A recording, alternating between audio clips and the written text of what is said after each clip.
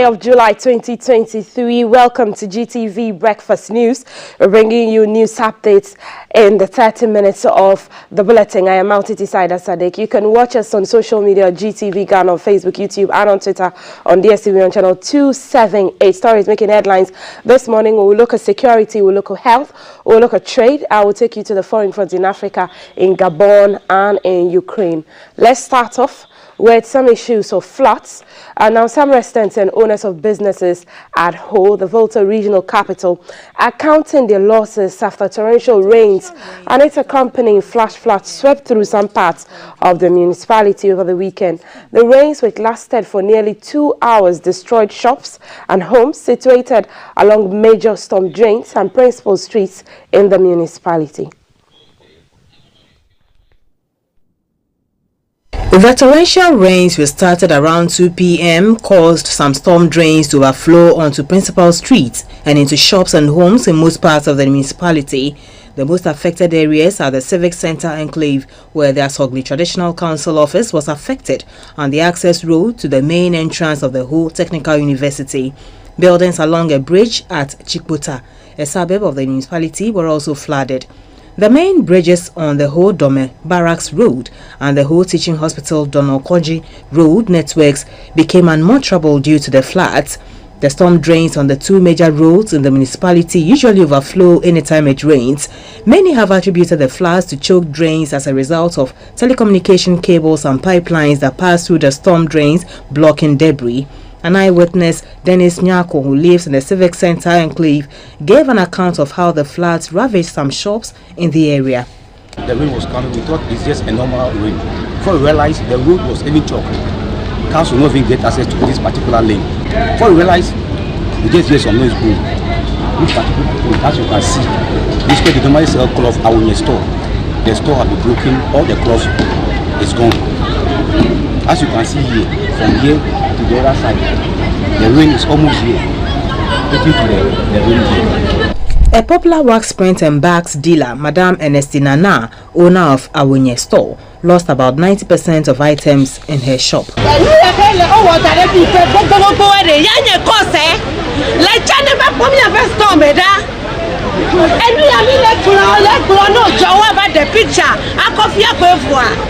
Officials from the Ghana National Fire Service and National Disaster Management Organization (NADMO) were at the scene to put the situation under control. An official of the Ho Municipal Fire Service Station Officer 2, Mauli Kagbanu, noted that officers from the service arrived in time to help those affected. Now the situation is under control. The water has subsided. It has gone down. First it was very up, now it has gone down.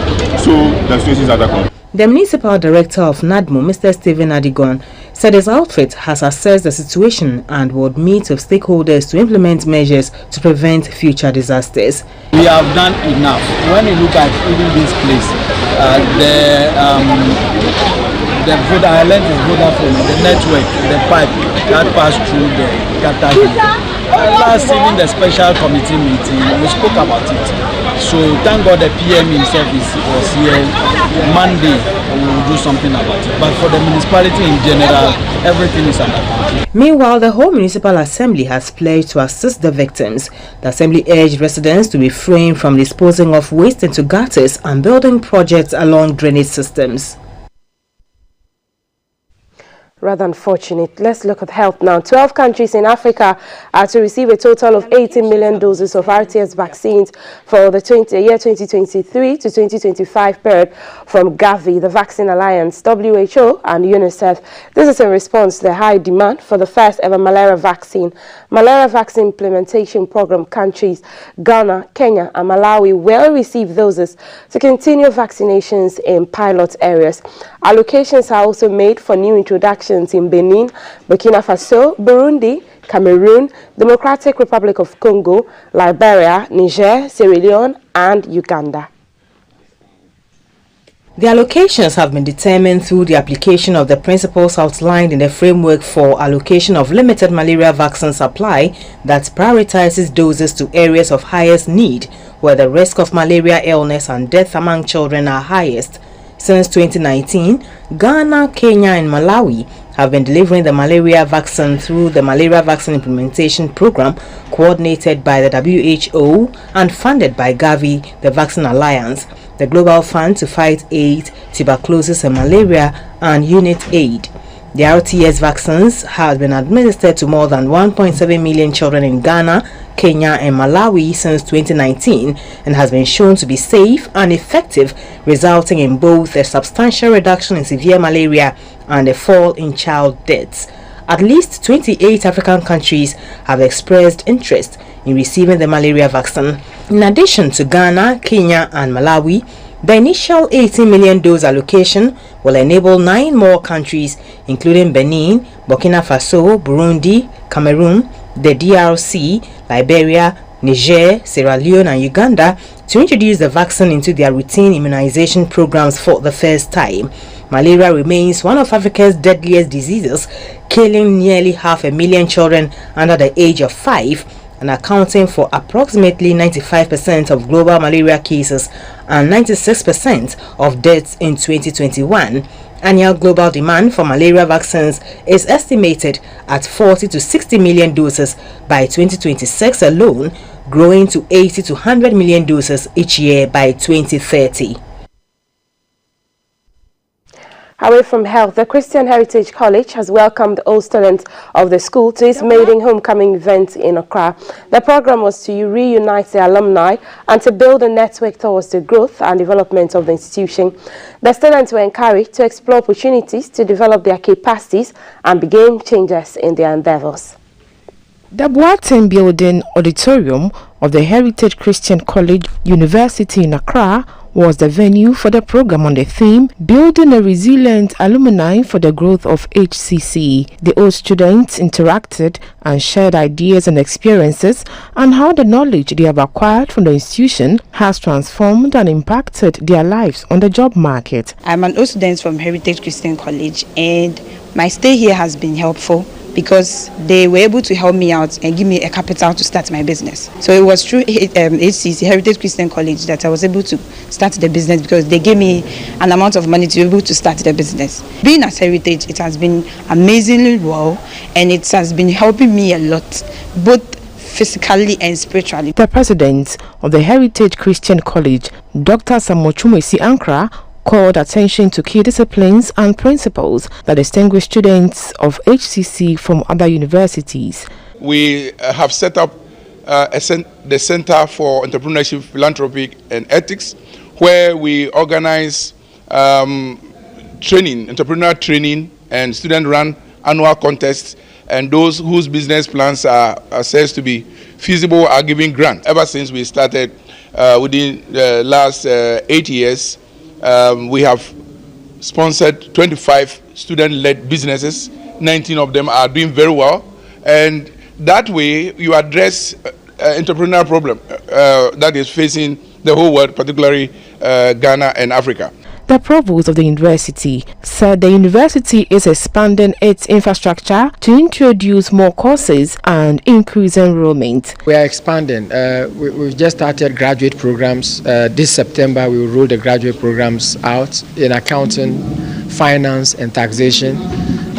We have started nursing also. We will have sufficient physical infrastructure to deliver quality education in these areas. Established in January 1982 by the Church of Christ Ghana, the Heritage Christian College aims to promote transformative education through active engagement in scholarship, professionalism, and creative pursuits in entrepreneurship. Now, the annual gathering of human rights defenders is measuring Ghana's human rights performance, with calls for the institution of an annual human rights report, expected to serve as a valuable tool to ensure transparency and accountability. Amnesty International Ghana is hosting its frontliners to learn from their efforts and campaigns aimed at shedding light on injustice, reflecting on a 50-year chapter of service to society.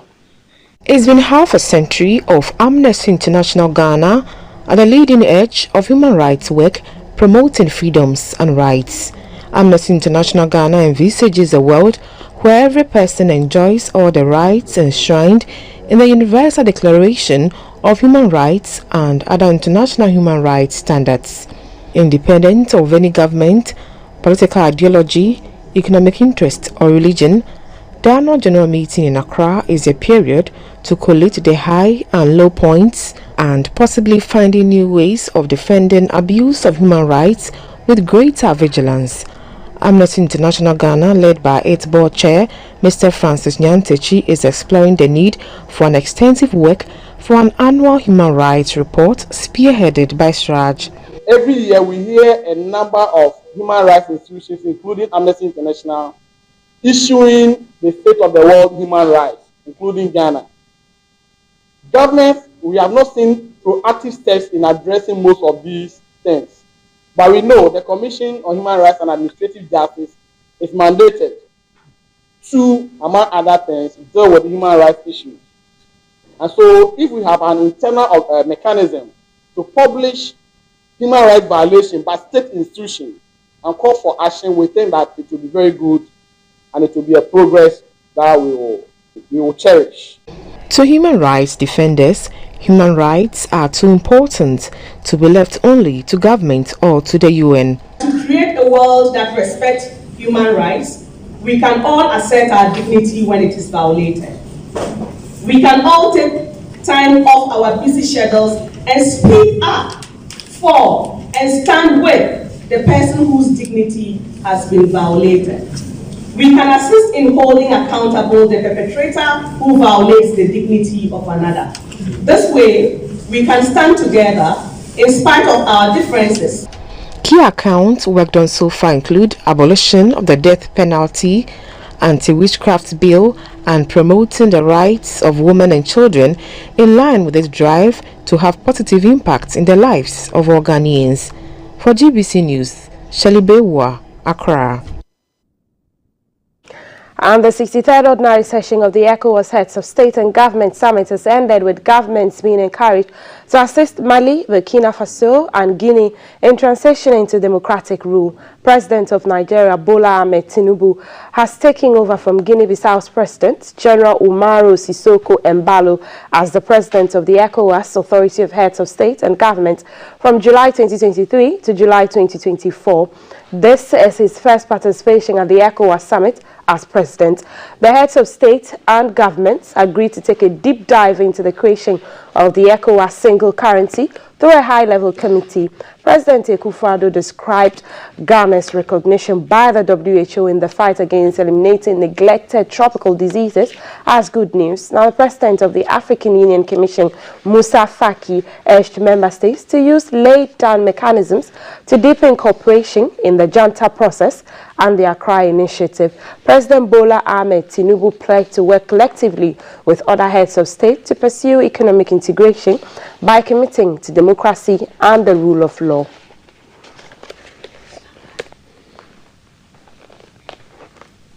Meanwhile, the ECOWAS Commission, the EU, the United Nations Industrial Development Organization, UNIDO, and partners have launched the ECOWAS Certification Map, also known as the ECOWAS Quality Mark, a ECOC mark in Bissau. Now, the regional mark is created by ECOWAS and is to ensure compliance with its community standards. The mark is awarded exclusively by national certification bodies mandated by ECOWAS Commission. Globalization and reduction of barriers to trade have enabled companies in search of productivity to establish themselves in different geographic locations from their initial bases in order to take advantage of factors such as skills, resources, and the business environment. Given the importance of quality for economic competitiveness and market access, the Council of Ministers of ECOWAS member states in 2021 adopted a regulation to ensure compliance to standards. This includes General Management Rule, the Rule of Attribution, the logo, and the graphic character of the mark of conformity to regional standards called ECO mark. This is evidenced by affixing the regional mark to certified products. It also shows that products conform to regional and international standards and the conditions defined by special certification rules. At the launch of the certification mark, A representative from the European Union said the product's certification guarantees its recognition at national, regional and continental levels and reassures consumers of quality and protects the environment. WACOMP is being implemented for the benefit of ECOWAS member states and Mauritania. And further to the 16 national components, it also encompasses a regional element that supports the development of 4 selected regional value chains: cassava, cashew, textiles and garments, and information and communication technologies. It is our common belief that these value chains can lead to meaningful change with positive impacts that will extend much beyond these sectors. The regional body says consuming certified products also promotes local industry and trade. Zambia's President Hakainde Hichilema has toured the Accra Compost and Recycling Plant as part of efforts to consolidate Ghana-Zambia partnership towards sustainable waste management for a green economy. President Hichilema is on a working visit, and his priority is to collaborate with private and public sectors to unlock opportunities in waste management in Africa. A report by Oforiwa Dako. Accompanied by the executive chairman of the Jospon Group of Companies, Dr. Joseph Siao Ejepong, Zambia's President Hakainde Hichilema observed operations at the Accra Compost and Recycling Plant. There was knowledge sharing about how African governments can collaborate with the private sector to address waste management issues for a sustainable future for all. At the Accra Compost and Recycling Plant, solid and liquid waste are processed to produce organic manure for agronomic purposes in Ghana and Africa. The plant also addresses the problem of plastic waste through sorting, processing and recycling. Rounding up the tour, the executive chairman of the Jospon Group of Companies noted that the Accra Compost and Recycling Plant is currently helping to solve a major challenge in Ghana by turning waste into valuable resources. Most of our waste in Africa, naturally, when it is on the ground, it decomposes by itself. It shows that the nature is more unorganic. So we focus on organic waste. Now, the cycle of waste treatment is store the waste, transport the waste, transfer the waste, and treat the waste. So, if a country wants to have a very good country for tourism, for any attraction, this cycle must not be violated. It must be followed. Zambia's President Hakainde Hichilema was impressed with the operations at the Accra Compost and Recycling Plant and said he was ready to collaborate with the company to establish a similar plant in Zambia. Now there appears to be a solution, and we want to encourage you to do that. But we also want to be candid with you that come and partner with Zambians, because that way it's easier to embed yourself in the country. I call it is the best insurance policy for any investor who is not born and bred in a particular area. It is to work with locals. President Hakainde Hichilema underscored the need for Africa to consider public-private partnership as a top priority to achieve the SDG Goal 6, which is ensuring clean water and sanitation for all. This encouragement I want to indicate to the Executive Chairman will become more visible amongst the current crop of leaders on the continent. A number of us are resolved that we must look out to each other for each other as we push the developmental agenda in our countries. MDPI journals estimate that the annual volume of waste generated in sub-Saharan Africa is projected to reach 269 million tons in 2030. For GBC News, Oforiwa Dako reporting. And to the international front, Gabon's President Ali Bongo Ondimba, who has been in power for almost 14 years, has announced that he will stand for a third term in the presidential election scheduled for August 26th. For the time being, Mr. Bongo is a clear favorite for the presidential election, as various opposition parties have failed to form a single coalition, with some 20 personalities having already announced their intention to run against the outgoing head of state. The 64-year-old head of state was first elected in 2009 on the death of his father, Omar Bongo Ondimba, who had ruled the country for over 41 years and was narrowly re-elected in 2016. His candidacy will have to be ratified by special Congress scheduled for Monday for his all-powerful Gabonese Democratic Party, PDG, which dominates parliament by a wide margin and is a clear favorite in the legislative and municipal elections to be held on the same day as the presidential election, that's August 26th. Mr. Bongo's formal investiture by the PDG on Monday will be a formality as the party has been begging him to run for a third term for over a year.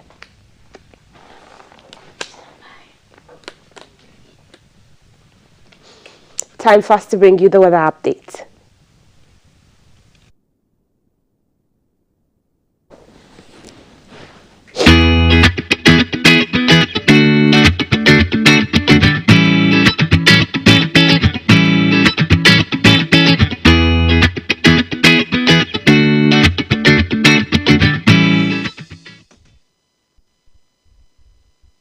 And we do have Frederick Kujo on the phone lines, our Ghana Meteo Agency officer, giving us a rundown of how the weather will be like. The weekend, he did predict some showers of rain and cloudy weather conditions, and people experienced that. You did see the story in Who where there were flash floods. Frederick, good morning. Good morning, Martin. Rather unfortunate, the heavy downpour in Ho that led to the flooding and, inundating of shops and all of that. Are we still expecting more floods around the Volta area and even in the capital across the country? Well, a very good morning to all viewers. So for the next 24 hours, the start of this morning will be cloudy with some pockets of rain showers, especially over the central and then the western coast. But then as the day progresses into the afternoon, we expect the sun to come up and alternating with the clouds. So we have some partly cloudy weather into the afternoon over most places in southern Ghana. Temperatures generally are expected to range from 21 degrees Celsius to about 33 degrees Celsius across the entire country. From late afternoon into the evening, places that are earmarked for some rainfall activities are areas in the Volta region, especially Hohoe and its environs, into Oti region and Kitikachi, Damba and its environs, as well as some areas in Ashanti, Eastern and Western and then Central regions are likely to have some thunderstorms and then rainfall activities. But then these rainfall being in isolated cases, there's some few areas within these regions are slated for rainfall activities. From late afternoon today into tomorrow morning, more cloudy and then the weather will be seen over the forest belt and then along the coastline. Looking like though the Volta Lake and the ocean. Hello, Frederick. Hello. Yes, go ahead. Yeah, so along the Volta Lake, we expect some calm conditions in terms of rainfall activity. More cloudiness will be seen for the entire 24 hours. We don't expect any rainfall over those areas. But then along the ocean, along the coastline, we expect some rainfall activity, especially over the central and then the western coast. Right. Thank you so much for those alerts. Our fisher folk will be appreciative and outgoers as well. Frederick Kujo speaking to us from Ghana Meteo Agency with the weather update. That's it for GTV Breakfast News. If you missed the news and the weather update, go to our social media handle. It's still live there at GTV Ghana on Facebook especially. Now up next, since you're not leaving us just yet, because we have a lot to give you this Monday morning, starting your week right. Infertility in men is what we are going into BFS Clinic to look at. But a bit later, I'll bring you social media corner after I bring you all the sports updates from the weekend and what will be happening today. Bayport Financial Services will be in the studio as well, and youth, democracy and elections also be a hot topic for you to join in. I am Multi Decider Sadiq. Stay with us.